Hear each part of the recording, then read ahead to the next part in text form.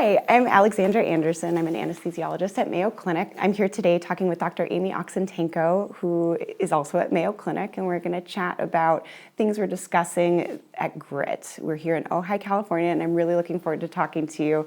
You're an incredibly inspiring woman, and I have so many questions for you already, but I'm Sounds excited. Good. This will be fun. I'm excited to do it. Yeah. So if you don't mind introducing yourself, your title, all the things you do, well, you know, the main title, because that could go on for hours. So I'm Dr. Amy Oxentenko. Like you said, I work at Mayo. I trained at Mayo and have been there really all of my career. I'm a professor of medicine in the division of gastroenterology and hepatology.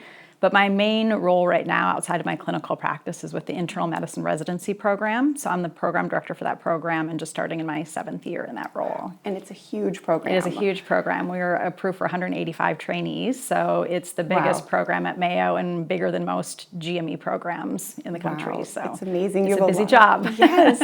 You have so many people who need you, looking up to you. And yeah, how do you handle that? I'm honored to have the role, and when I sought out the position, it was because I had been a fellowship director for the GI fellowship program, but I saw the opportunity to have impact on so many more trainees, and that was really appealing to me. So what are some interesting things about you? Interesting things about me. Good question. Just like a get to know you. Yeah, so I was born and raised in Minnesota. My family still lives in Minnesota, so was born on the lakes, and I'm a lake girl, so I love that. I do love warm weather, though, so coming to California is an amazing opportunity. Probably my biggest passion outside of work is distance running, so that's a great thing to relieve stress, and I do some of my most creative thinking when I'm on the road on the run. So I just now have to figure out a way how to take all the information I think about on a run and put it into something effective. Do you dictate? Or I don't, but I should. We need some sort of app for that. We do need some sort of app. Okay, and what is GRIT to you? Wow, GRIT to me, what is GRIT to me? I came to GRIT last year not really knowing what to expect. None of us did. It was new. And the talks were amazing. And I think everything everyone spoke to could resonate with pretty much everyone in the room. But when I left GRIT, I think the time outside of the talks was almost just as valuable, if not more, than the time in the lecture hall hearing the speakers. And so much of that was networking with people and normalizing some of the struggles that we have either in our day-to-day practice, how to balance with family life, all of those sorts of things. I think oftentimes we think we're having those struggles on our own and we don't realize that everyone else is having those same struggles. So I think that was amazing. And there are so many incredible leaders here. So to be able to have ready access to them at, coffee, social events throughout the time here was really an incredible opportunity. Right, and it's hard to make time to meet each other within the context of work. Absolutely. So it's really nice to have this space and then the outside the lecture hall, so to speak, time to really get so to many know of these each women other. are very busy, and obviously as they get in higher level leadership, their time is spread thin as well. So you're right, just take advantage of the opportunity here to be able to network and communicate with them. Right, and to get the relaxed Ojai version of all these powerhouses is pretty special. So I'd like to talk about what you spoke about at the ambassador table. There were these conversational tables where we led discussions for women it sounds like it was kind of a give and take. What did you talk about? So I was with Dr. Sharon Mulvog, and our topic was how to promote women, strategies and tactics in promoting women. So I agree, it was a very relaxed environment. We wanted it to be an open dialogue of what people have found helpful in terms of either their own promotion or, for those who are more senior at the table, success in promoting other women. So we asked people what has worked effectively for them and really try to come up with what are some of the barriers they have either to their own promotion or to the promotion of other women. And again, it was normalizing for some people to hear that others have the same struggles in terms of finding opportunities, finding sponsorship, knowing, how to get from point A to point B, and also having that confidence of putting yourself out there and going for whether it's academic rank or a leadership role in your practice. I think as women, we often wait until we're far overqualified for the position until we put our name in for rank or a position. I think typically men put their name in the hat before we would. And I think we need to stretch those muscles a little bit and feel confident that we are prepared for those opportunities. And if we wait, we're probably going to miss out on opportunities. So you mentioned sponsorship. Yeah. What is sponsorship? So I think there's, we have mentorship and sponsorship, and I think we all have mentors. These are folks that we go to, we get advice, whether it's regarding our career, whether it's how to balance with our family. These are folks that are giving us advice. And I think as women, we tend to have a lot of mentors. Yes. Part of them we seek out. Many of them may come to us as well, but sponsorship is entirely different. These are individuals who are going to be your champion and to make opportunities or find opportunities for you. They're the ones that are going to open the door to a speaking engagement or a writing assignment or a national committee. So this is someone who really has your back and is looking at ways that they can promote you. So it may be a combination of a sponsor can also be a mentor, but I think a mentor in and of itself is not a sponsor. And so a sponsor really is someone who's looking to help move your career along and provide you those opportunities. And it is so complicated to give someone advice and opportunities. It makes sense that we break it down across multiple individuals who suit our different needs. How does one seek out a sponsor? It seems like mentors kind of come naturally, whoever you click with in a certain area. So how do you go about finding? Yeah, that's a great question. And one we talked about at the table yesterday, we asked people how oftentimes sponsorship came to them versus did they have to seek it out. And it was actually very mixed among the table. I think sometimes sponsorship comes about because maybe a senior leader recognizes talent in someone and says, wow, this is someone who really is talented. I want to make sure to promote their career. I have opportunities that I think they would be able to run with and be successful with. I think other times, though, you have those individuals who they're the humble, quiet stars, and maybe someone doesn't recognize their talent and provide those opportunities to them, and those individuals may have to seek that out.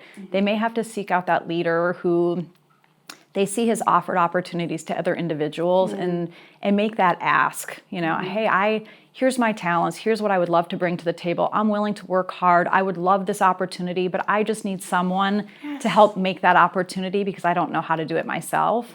So you do have to be comfortable with that ask if you feel like, you're not having those opportunities. And that can be hard. I think for women, it's hard for us to ask for help, but I think that's often what holds women back because we don't feel comfortable asking. Right, and you're afraid of looking weak or inexperienced. Right. I'm new to academic medicine, so I struggle with this personally, just trying to find something.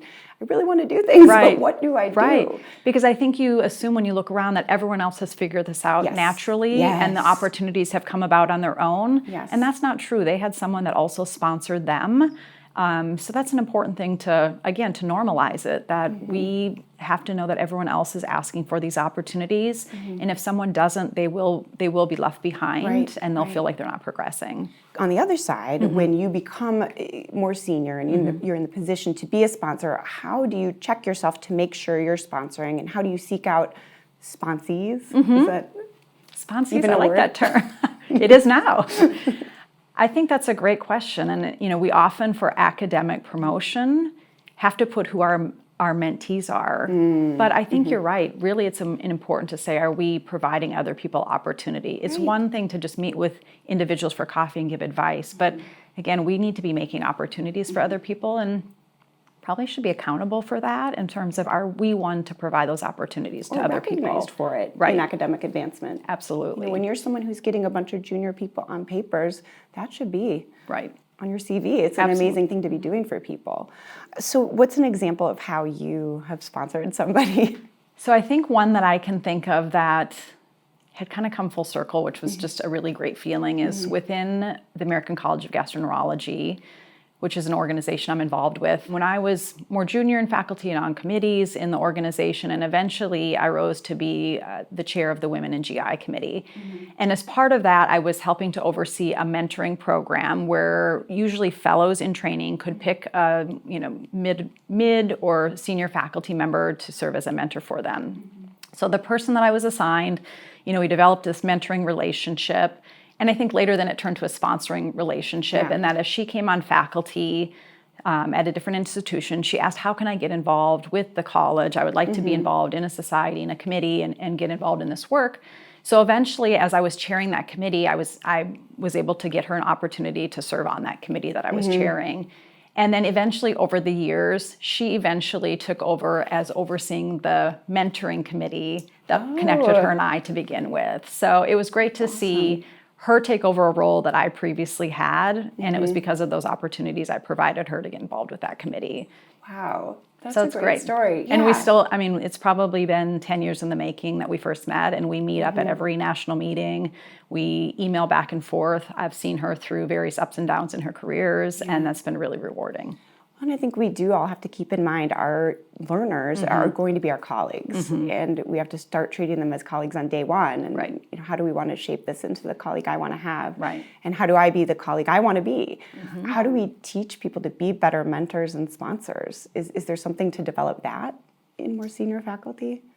I think oftentimes senior faculty are, if they're successful, they're being offered a ton of opportunities, and oftentimes so many that they're having to say no to them. And I think what happens with some individuals is they just say no, and that opportunity just kind of falls away or goes to someone else.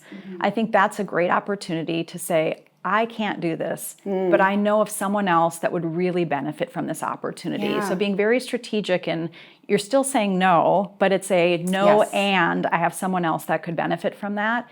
It might mean that you serve as kind of a senior advisor to that person with whatever that project is or whatever that talk. But that's a great opportunity that if you don't need that opportunity and you're, otherwise would say no, there's someone else that you must be able to think of that could Right. benefit from that, rather than just having it be open to whoever else they might select for that opportunity. And you have the talent and experience to quickly explain to them, here's what you do. Right. I could walk you through it or run it by me before you submit it. Right. Wow, that's great. And it sort of makes you one of the Malcolm Gladwell connectors. Like you become just sort of a connector person for everybody. So you are someone at Mayo Clinic that I know a lot of residents go to for advice. A lot of women seek you out for advice. So I think you're also a sponsor and mentor in this sort of hidden curriculum we describe of how to be a professional.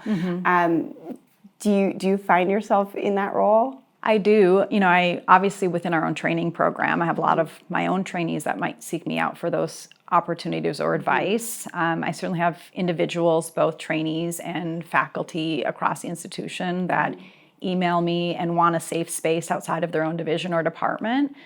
And it might be related to, they don't have enough female sponsorship, mentorship, or anyone in leadership in their division or department that they feel is that safe space, especially if they notice certain issues going on in their own area, whether it's macro or microaggressions or biases, and not knowing how to handle those sorts of things.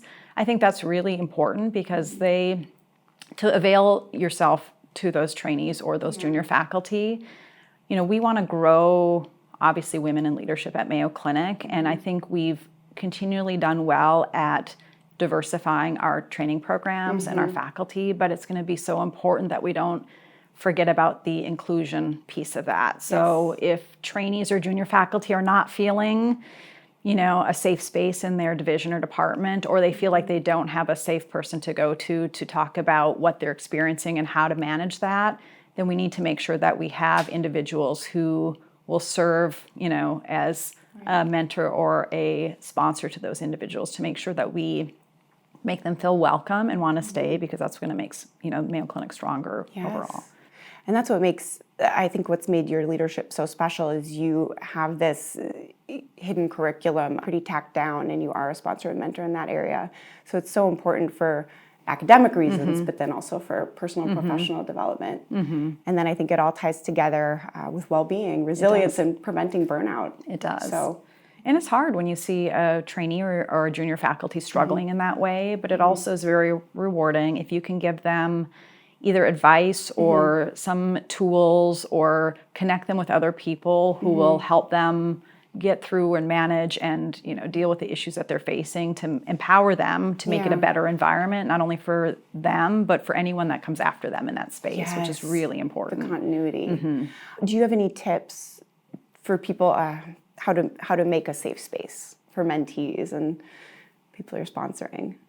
That's an important question. I think everyone at Mayo should have a safe space. So if you feel like it's not your immediate work group, and it may not be for everyone, just because of differing personalities or not really knowing, and it's a vulnerability as well. If you shared the concerns you have, you always worried, am I going to be labeled? Am I going to be the complainer? Am I going to be the squeaky wheel?